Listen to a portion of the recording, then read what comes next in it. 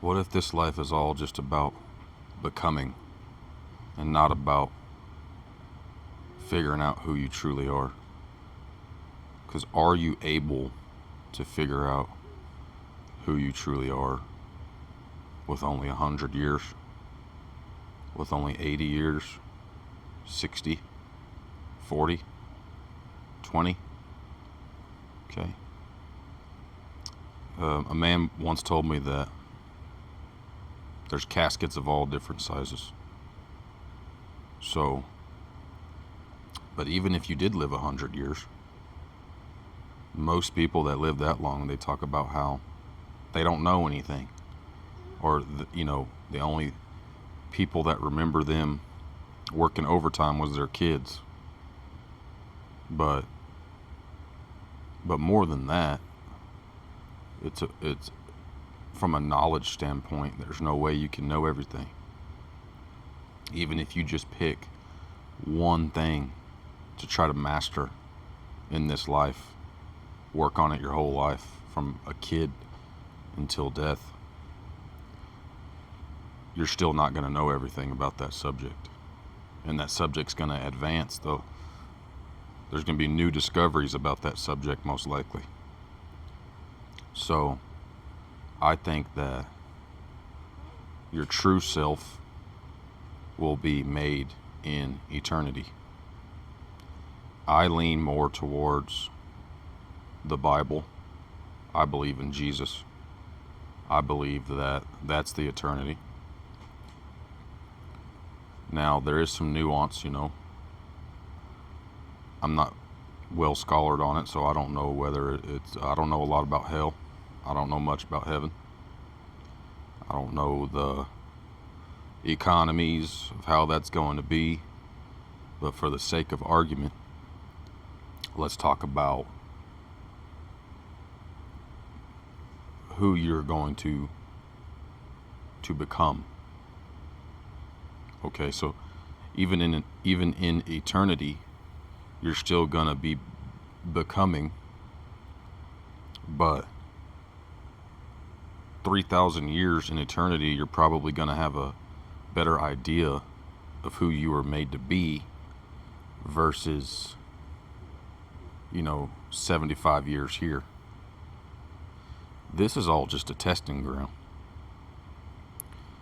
This is a deep thought. You're going to have to follow me here, but I think we're all born with different levels of, for example, different levels of patience, different levels of kindness, of all these different things. Like say my wife's patience level, the way God made her, she was born with, I don't know what to say, but like 85% patience, and I was born with 25.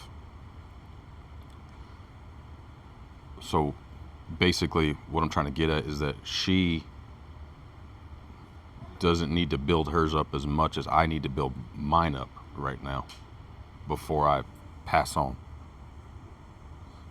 So I might be put in situations that build up my patience.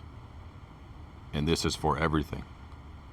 So we're all born, and this is just a theory, I'm not saying this is true. I think we're all born with different levels that we have to figure out how to maximize those, or maybe, because the Bible does talk about how there is good people that get taken young, and there's bad people that live a long time. They're 110.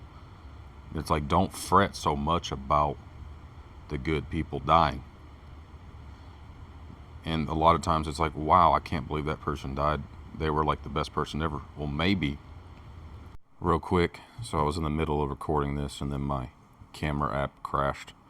So now I got to remember what I was talking about. So I think I left off around the good people dying young. So point I was trying to talk about is that I think that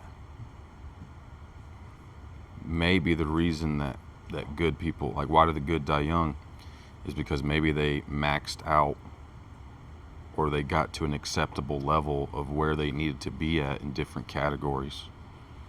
Like maybe they struggle with anger and they fixed that and they fixed these other things, and God took them or allowed them to be taken. And so that before, maybe God saw 10 years down the line how they actually got worse than where they were at then. I don't know if that makes sense. And I'm not saying that has to happen to everybody. I'm not saying that if you're a good person you can't live a long time. That's not true. That's definitely not true. But that's a question that we all have to struggle with like if a loved one dies young. So if you are struggling with identity, especially nowadays with all the social media and peer pressure and yada yada yada, you need to take a deep breath and realize that materialism is not the answer. So if you're trying to keep up with the Joneses or feel that void, or like try to be something you're not, you need to realize that you're not ever going to become exactly who you were meant to be here. Or maybe you will become who you were meant to be here, but like there's a lot of manipulation, there's a lot of greed, there's a lot of things going on in this world to where you have to kind of fit into if you're a square peg, you have to go into a circle, because that's just how the world is. So it's really hard to be fully yourself here just because the world is set up a certain way. Like you're paying taxes, there's corrupt leaders. I mean, you can go on and on and on. So don't freak out too much if you haven't figured out who you are. Because I genuinely think that we all have the gut feeling, we all have the intuition of what we're supposed to be doing and what we're not supposed to be doing. So don't fall into the trap of knowing what you're supposed to be doing and then not doing it.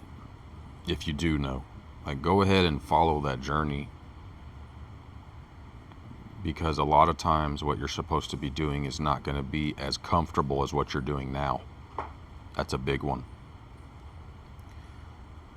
Most growth comes with being uncomfortable. That's where you grow the most. So this life is very uncomfortable. So that's why, think about that for a second. This life is super uncomfortable for a lot of people. Even if you have a comfortable life, there's still a lot of things that happen to you on a daily basis or a monthly basis or a yearly basis that are not fun. So that causes you to have to grow. So when you reach eternity, you can be in a comfortable state. Let's call it heaven. You could be in a comfortable state which would allow you to not have to absorb all the trauma, absorb other people's feelings, narcissists, mental illness. You don't have to cope with things, with drugs, with nicotine, with sugar, with all this other stuff that is kind of hijacking your psyche, hijacking your mind, you can't. My camera app crashed again, but I refuse to give up. So basically, to end this video, you have to realize you're not going to become who you're 100% meant to be here. You have to walk through some stuff. You have to grow through the pain. So, I will see y'all in the next one.